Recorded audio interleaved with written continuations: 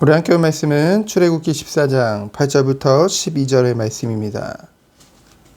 8절부터 12절 말씀 우리 합독하도록 하겠습니다. 여호와께서 애굽 왕 바로의 마음을 완악하게 하셨으므로 그가 이스라엘 자손의 뒤를 따르니 이스라엘 자손이 담대히 나갔음이라. 애굽 사람들과 바로의 말들 병거들과 그 마병과 그 군대가 그들의 뒤를 따라 바알스본 맞은편 비아히롯 곁 해변 그들이 장막친 데에 미치니라. 바로가 가까이 올 때에 이스라엘 자손이 눈들어 본즉 애굽 사람들이 자기를 뒤에 이른지라. 이스라엘 자손이 심히 두려워하여 여호와께 부르짖고 그들이 또 모세에게 이르되 애굽에 매장지가 없어서 당신이 우리를 이끌어내어 이 광야에서 죽게 하느냐. 어찌하여 당신이 우리를 애굽에서 이끌어내어 우리에게 이같이 하느냐. 우리가 애굽에서 당신에게 이른 말이 이것이 아니냐.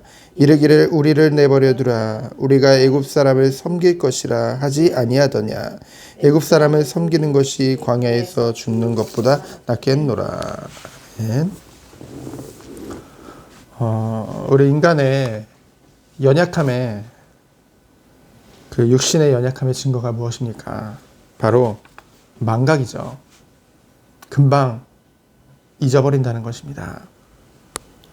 조금 상황이 좋아지면요, 또는 반대로 나빠지면 그 전에 있었던 모든 것들을 잊어버리고 앞에 당장에 좋은 것, 나쁜 것만 보게 되어진다는 거죠.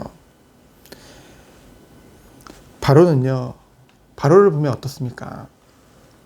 10가지 재앙을 통해서 특별히 10번째 그 장자의 죽음으로 인해서요, 이스라엘과 그들이 섬기는 그 여호와 하나님에 대해서 더 이상 건드리지 않겠다, 탄압하지 않기로 했었는데요. 그랬던 바로가요, 그렇게 당하고도 조금 상황이 정리되니까요, 또 마음이 변해서 그 이스라엘 백성의 보냄을 후회하고요, 자신들의 최정예 부대를 이끌고 그들을 뒤쫓기 시작하는 거죠. 반대로 이스라엘 백성은 또 어떻습니까? 하나님이 그 10가지 재앙을 통해서요, 본 거죠. 뭡니까? 하나님이 우리와 함께 하시고 우리를 보호하시고 우리를 인도하신다는 것. 그래서 어땠습니까? 당당히 담대히 마치 승전한 군대처럼 행진했다는 거죠. 근데요, 그 행진 중에 보니까 어떻습니까? 그들의 기다리고 있는 것은 홍해바다예요. 홍해가 펼쳐지고요, 뒤에는 바로의 군대가 쫓아오는 겁니다. 이러한 어찌할 수 없는 그런 위기에 맞닥뜨리자 어떻게 됐습니까? 바로 돌변했죠. 그래서 뭐라고 합니까? 이제껏 인도하시고 하나님이 얼마나 은혜를 베푸셨습니까?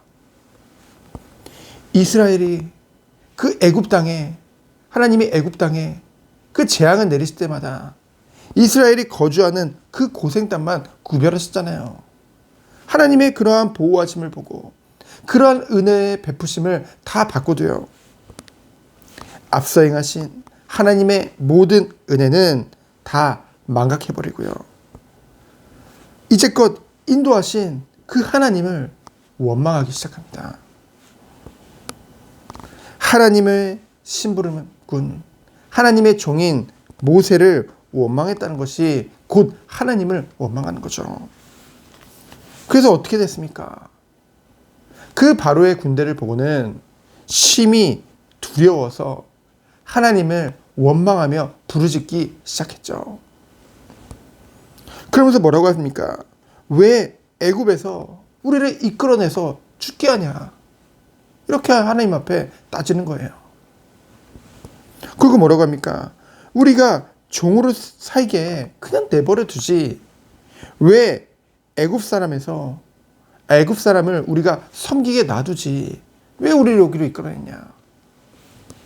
얼마나 마음이 아픈 그리고 어찌 보면은 진짜 할 말이 있고 못할 말이 있는데요. 그거 분간 없이 지금 얘기하는 거예요. 6월절 피 바르는 날, 그날을 벌써 잊어버린 거예요. 6월절 무교절을 정말로 부지런히 가르치고 늘 해마다 영원히 기념하라고 하나님이 명령하셨는데요. 그래서 벌써 위기가 오자마자 그 모든 것을 잊어버린 것입니다. 어쩌면은 하나님이 베푸신 그 은혜와 사랑과 그 모든 것들을 아무 가차없이 던져버리는 거죠. 뭐 앞에요? 문제 앞에요. 얼마나 어리석고 악합니까? 하나님이 은혜로 베푸신 그 은혜와 기적과 그 자유와 그 구별된 백성으로서의 특권을요 모두 묵살해버리는 거죠. 우리의 모습이 이 정도까지는 아닌지 모르지만은 우리 또한 이런 경우가 너무나도 많다는 것이죠. 하나님께서 창세 전에 구원 주시기로 작정하시고요.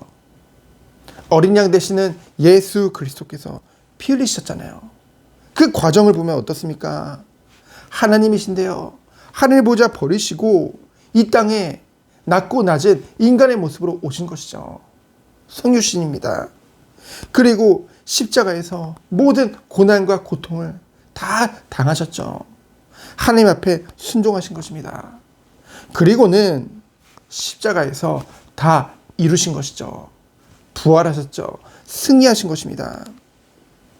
그 하나님의 은혜, 그 완전한 복음을 우리에게 믿게 하셨죠. 믿음을 우리에게 선물로 주셨어요. 우리가 그 예수 그리스도의 그 보혈로 말미암아 의롭게 되어진 것, 의롭다함을 받은 것입니다. 구원받은 거죠.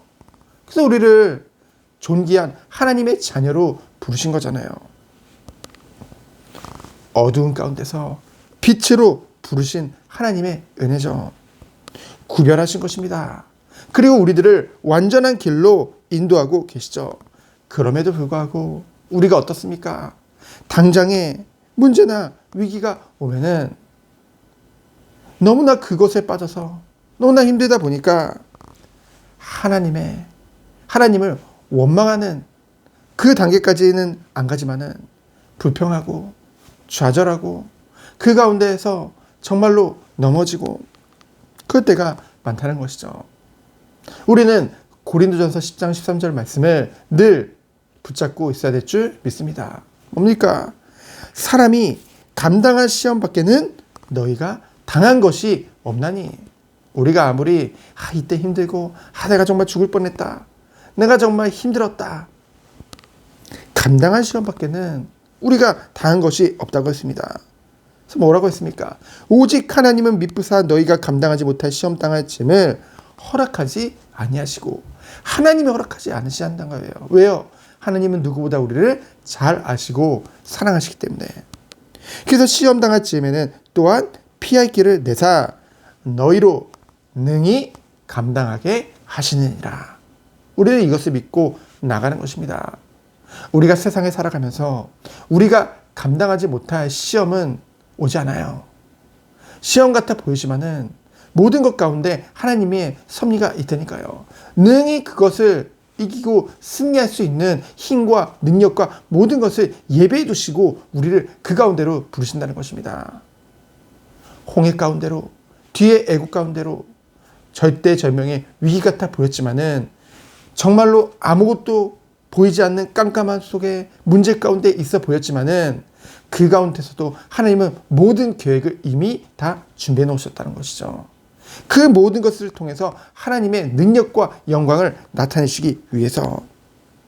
비록 이스라엘이 불신앙했지만은 인내하신 하나님께서, 노하기를 더디하시는 하나님께서는 오히려 주의 종 모세를 통해서 그들에게 확신을 주고요. 또한 홍해의 기적을 통해서 그들에게 잊을 수 없는 기적을 베풀어 주신 것입니다. 여러분, 우리가 할 수 없는 일이 있습니까? 위기가 있습니까? 하나님의 이끄심 속에, 하나님의 섭리하심 속에 하나님이 모든 것을 하실 줄 믿습니다. 그래서 우리에게 이 믿음을 회복시켜 주신 거예요. 어떤 믿음이요? 바랄 수 없는 가운데서도 바라도록 그 문을 하나님이 열어가실 줄 믿습니다. 오늘 하루도 오직 믿음 가운데서 승리하는, 오직 하나님만 바라보는 하루 되어지기를 예수 그리스도 이름으로 축원드립니다. 이 시간 기도합니다. 하나님 감사합니다. 하나님의 은혜를 잊지 않게 하여 주옵소서. 어떤 상황 속에서도 모든 것을 통치하시고 모든 것을 주관하시며 모든 것을 섭리하시는 그 주님을 바라보는 믿음이 약해지지 않도록 주님께서 붙잡아 주시고 은혜를 베풀어 주시옵소서. 하나님을 바라보는 해서 모든 것 가운데 하나님께 영광 돌리는 우리 모든 성도님들로 주께서 축복하여 주옵소서. 살아계신 예수 그리스도 이름으로 기도합니다. 아멘.